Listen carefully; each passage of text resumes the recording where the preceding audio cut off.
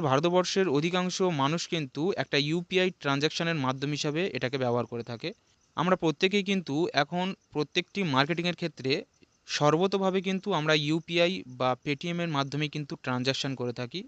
তাই পেটিএম অ্যাপ্লিকেশনটি মোবাইলে পাওয়া যাবে না এরকম মানুষের সংখ্যা কিন্তু ভারতবর্ষে বিরল। কম বেশি প্রত্যেকের মোবাইলে কিন্তু এই পেটিএম অ্যাপ্লিকেশন রয়েছে এবং সেই পেটিএম অ্যাপ্লিকেশনের ব্যবহার কিন্তু আমরা সারাদিনে হলেও একবার করে থাকি। তো বন্ধুরা, হঠাৎ করে বিভিন্ন রকম নিউজ মাধ্যম বা আরবিআইয়ের তরফ থেকে যে গাইডলাইন প্রকাশ করা হয়েছে সেখানে জানানো হয়েছে যে আগামী 29শে ফেব্রুয়ারির মধ্যে পেটিএমের যে সমস্ত সার্ভিস রয়েছে তা বন্ধ হতে চলেছে। হ্যাঁ বন্ধুরা, ঠিকই শুনেছেন, 29শে ফেব্রুয়ারির মধ্যে পেটিএমের যে সমস্ত সার্ভিস রয়েছে তা বন্ধ হয়ে যাবে। তো এখন ঘাবড়ে যাওয়ার কিছু নেই।